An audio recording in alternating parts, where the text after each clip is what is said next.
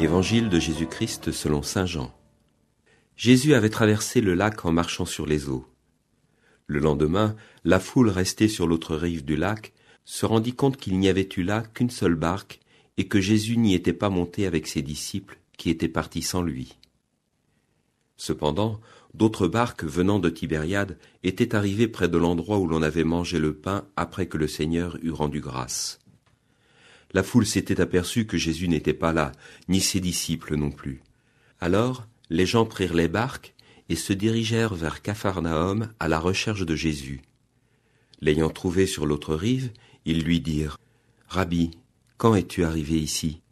Jésus leur répondit « Amen, amen, je vous le dis.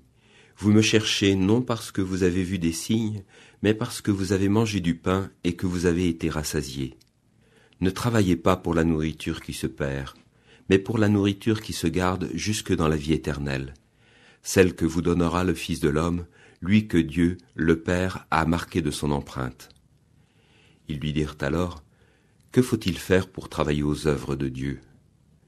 Jésus leur répondit, « L'œuvre de Dieu, c'est que vous croyiez en celui qui l'a envoyé. » Dans l'évangile de Jean, un geste, un signe de Jésus est souvent suivi d'un discours.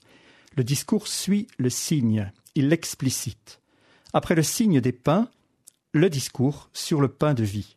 Nous en aurons pour toute la semaine, la liturgie ayant découpé ce discours en 6 parties.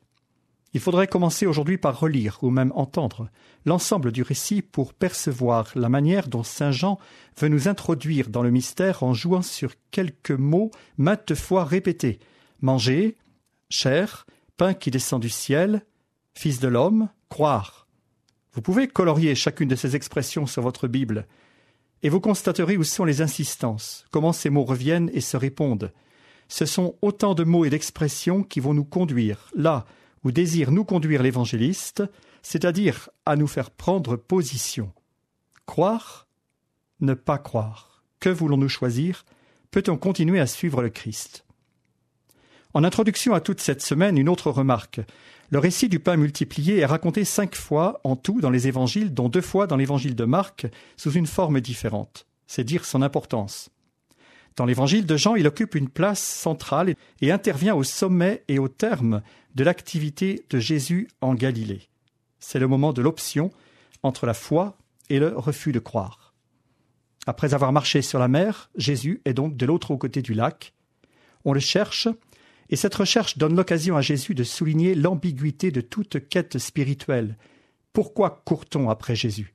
Parce qu'on a mangé, jusqu'à être rassasié, ou bien parce qu'on a perçu, dans la multiplication des pains, un des signes qui permet de croire en Jésus et de comprendre son identité.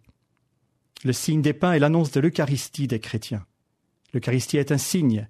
On n'y vient pas pour faire bombance, on sera déçu. On y vient pour repérer le signe. Dieu aujourd'hui donne au monde le pain de la vie, son Fils Jésus.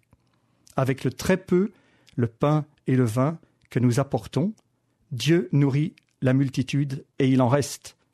L'Eucharistie est le signe du partage. Dieu se donne. Peut-être avant d'aller plus loin au cours de la semaine, pouvons-nous en rester à cette question fondamentale: de quoi est faite ma quête spirituelle?